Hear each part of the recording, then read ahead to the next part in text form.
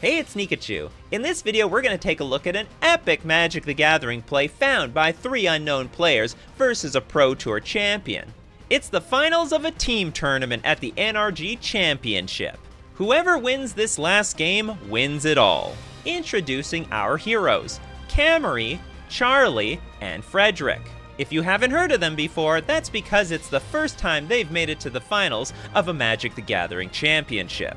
And that means it's not going to be easy, because they're up against none other than Andrew Elenbogen, who is not only a pro player, but a Pro Tour champion.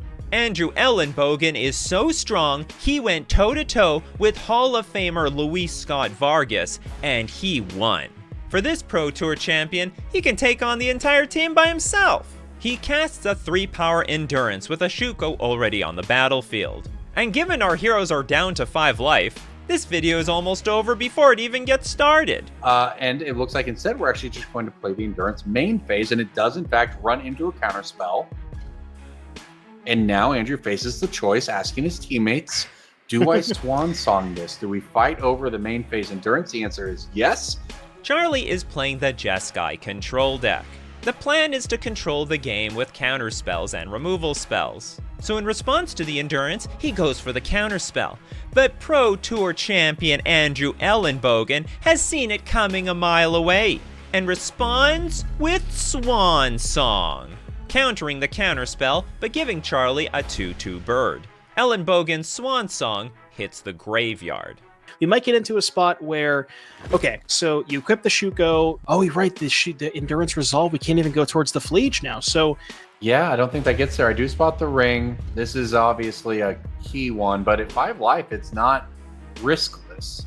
At 5 life and behind on the board, Charlie makes the double-edged decision to play the One Ring, which gives him protection from everything for a turn, but he's tapping it to draw cards, which puts a burden counter on the One Ring. And at the beginning of each turn, he'll lose life equal to the number of burden counters on the card. And remember, that's life Charlie can't afford to lose. So let's see how Andrew wants to sequence this. I think we're leading with Teferi, which almost certainly has to meet a counterspell, because if you don't counter this, then your counterspell is kind of shut off anyways. Yeah, and Andrew's aware of that. This is where we talked about how powerful it is to be able to double spell through the counter spell. Because Charles was able to navigate to the turn he wanted, the One Ring plus counterspell backup, and answer the first thing Andrew does. But you're not able to answer the second thing Andrew does, which is, you called it, bestow the Nantuko onto the Endurance. Andrew enchants his Endurance with the Spring Heart Nantuko. It gives the Endurance +1/+1, but also the following ability. Whenever a land comes into play, you can pay 2 mana and make a token that's a copy of the enchanted creature.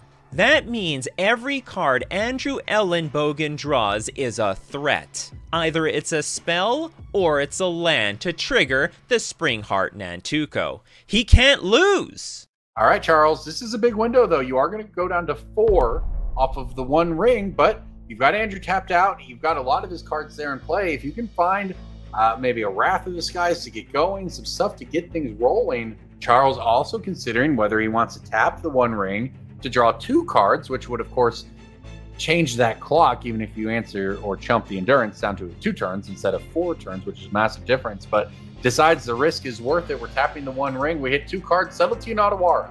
I do think there has been a Solitude floating around, perhaps for a minute, but here we go. Prismatic Ending on the Shuko. Andrew pro player Elenbogen is playing the Nadu combo deck, which when it has Nadu Winged Wisdom and Shuko in play, he can threaten to draw his entire deck to win the game. So Charlie breaks up the combo in advance with Prismatic Ending, which removes the Shuko from the game. I think we have that Dryad Arbor floating around in hand, so there we go. The Court of Calling start to become very threatening now. I think the hand right now is Stormdrake, Court of Calling, and Swan Song is what we're looking at. Okay, so we're going to play a land. That's going to make a copy of the Endurance. We can chord for 2 with the Swan Song up, where Andrew's head is at, or where he wants to go towards. Yeah, we see Endurance attack that's going to meet a chump block, and, you know, like you mentioned, the Manamo can untap the One Ring. No matter how you cut it, it's a tough decision, because you are going to go shields down a little bit. Now, we know Andrew has Court of Calling in hand. We know he has Swan Song in hand. What Charles doesn't know is if the unknown cards in Andrew's hand actually kill him here. I'm trying to get a count of how many total copies of Haywire Might there is. There is 2 copies. Okay, so one in the graveyard still has one to be able to search for. And yeah, that looks like what's going to happen here. Cord, I believe, is going to be X equals 1. I didn't quite get the count. 2. Maybe okay. 1. I didn't quite get the exact count. Yeah, 1 for Might. In a moment of desperation, Charlie needs more cards, so he activates his Manamo to untap his One Ring. But pro player Elenbogen isn't done yet, and has a response. He casts Court of Calling, which lets him search his deck for a creature and put it directly in play. Elenbogen finds Haywire Might, which for a green can be sacrificed to exile the One Ring. But wait a minute. Did Andrew forget to hold up a green mana for this? Well, there's no green left over, right? Am I missing something? Oh, I think you might be right. The only untapped land is the Meticulous Archive. And I think Andrew may be just realizing that. Yeah, I was thinking that was a hedge maze on the end there, but it's not, is it? So, okay. In that case, the One Ring does, in fact, untap, and then it taps to draw 3, which is 1, 2, wow, 3 lands is what it was for Charles. So I guess it just has to be Otawara bounce the ring now. Yeah. Yep, and that's going to happen. Otawara is going to pick up the ring, Andrew with a shake of the head, and then the ring is going to be recast next turn to give Charles a little bit of reprieve, as we see, I think it was, a surgical extraction? This isn't good right now, but Charlie draws Surgical Extraction.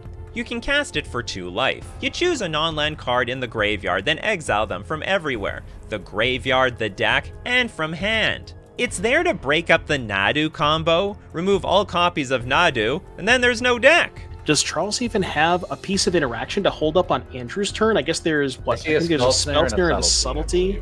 Yeah. Plus whatever, if he wants to dig one deeper, of course with the ring, he'll be able to.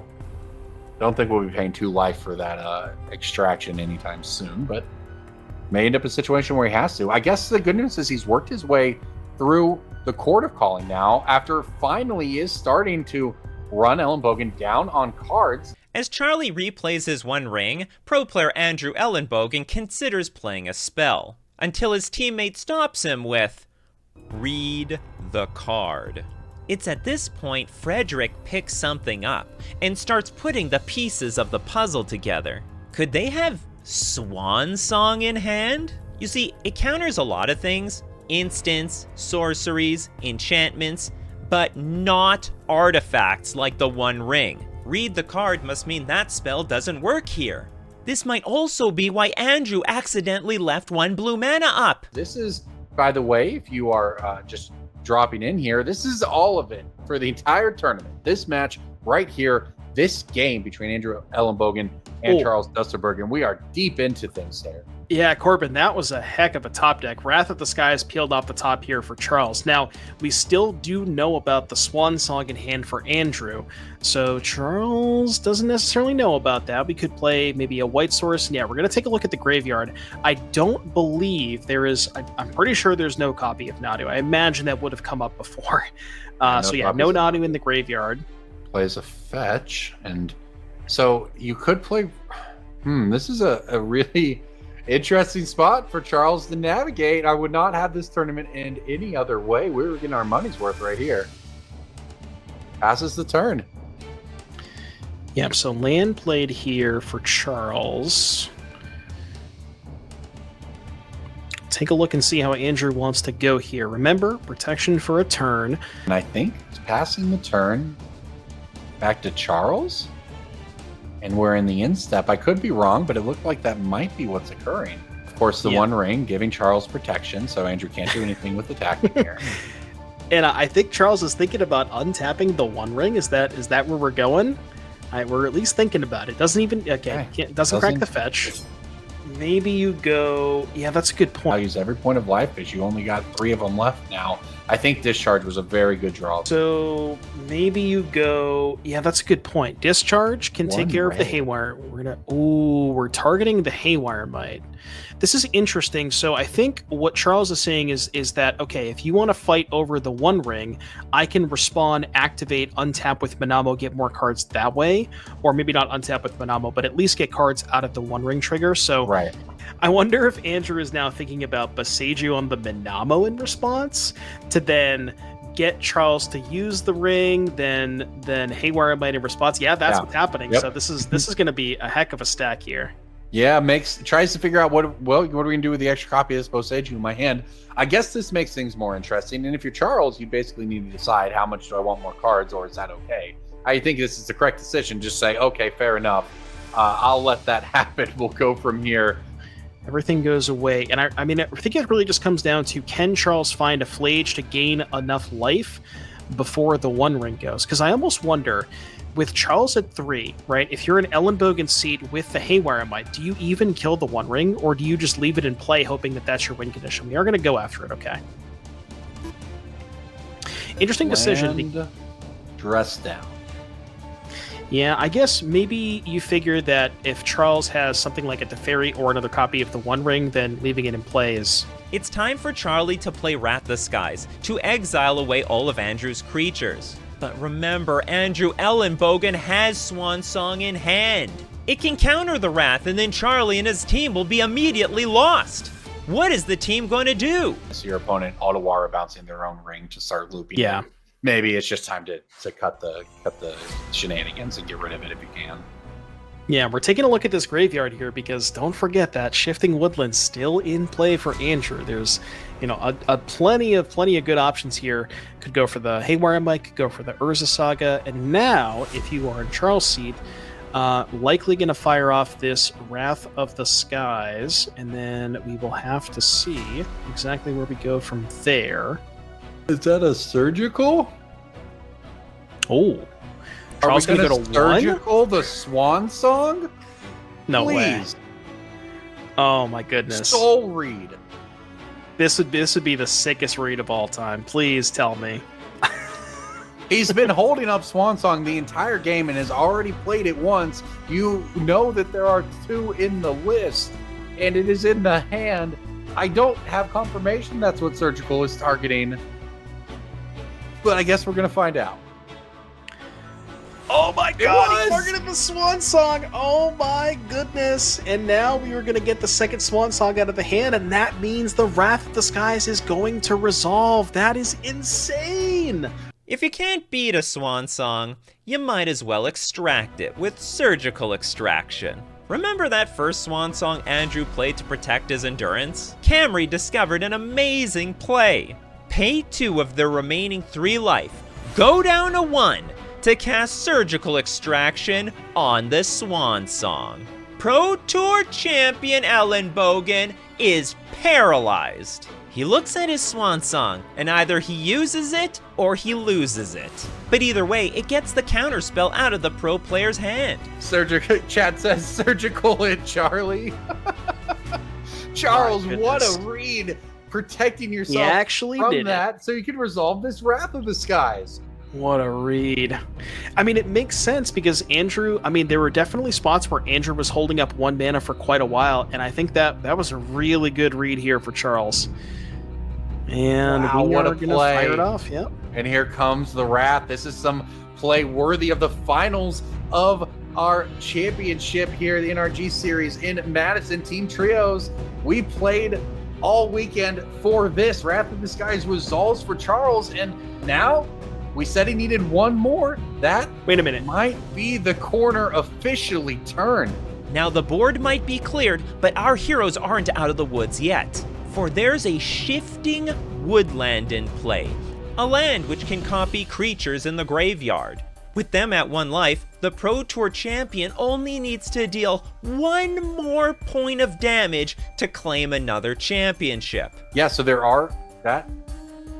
It's looking like it is possible here.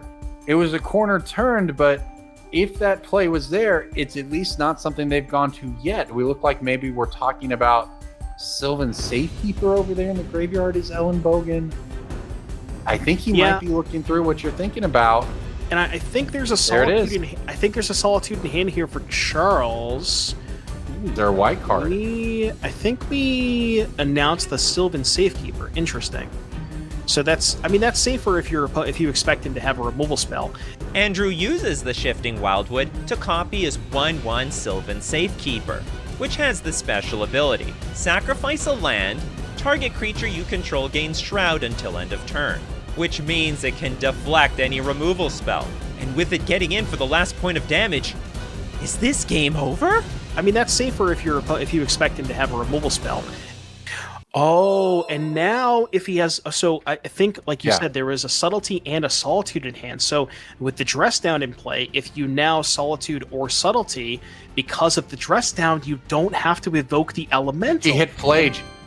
Yeah, so now you can go Subtlety, pitch the Spell Snare, 3/3 to block the Woodland, next turn, Flage, and then go from there. What an insane turn! Oh my goodness! I thought for sure we were just going to copy the Endurance and go for it there, but no. And I don't know if hitting that Flage mattered because it unlocks Solitude or not, but it's certainly the life gain that's going to matter. Dress Down, absolutely huge right there for Charles Dusterberg. Charlie has one more subtle big brain play up his sleeve. Dress Down into Subtlety. Subtlety can be played for free for its evoke cost by exiling a blue card from your hand. But when it comes into play, you have to immediately sacrifice it. But Dress Down says, nah, creatures lose all abilities. So when Subtlety comes into play, it's like, what evoke cost? Never heard of it. It stays in play to surprise block the Sylvan Safekeeper. And our Pro Tour champion can't believe it. How hard is it to deal one more point of damage against these guys? My goodness. And yeah, you called it too, the Flage off the top, and a counterspell picked up for Charles. We thought that Andrew was in a commanding position most of this game, and Charles has played this game phenomenally. These players are giving us our money's worth, for sure. Now at one point of life, it is time for the tables to turn with Jeskai Control's signature mythic rare card, Flage, Titan of Fire's Fury. When Flage enters the battlefield, you sacrifice it unless you escaped it from the graveyard. But whenever Flage enters the battlefield, it deals 3 damage and you gain 3 life. Next turn, Charlie escapes the 6/6 Flage from the graveyard to gain another 3 life, and for the first time puts this team in a position to win this game. Even up against a pro on the best deck and playing behind at 1 life, they didn't give up. They believed in themselves. It was the power of their friendship and strength as a team that overcame all odds. And it was on this day that new champions were born. NRG Series champions. So here we go. This might be it. Charles Dusterberg sees the card, knows the board, draws another Flage, double check with his teammates that he had it.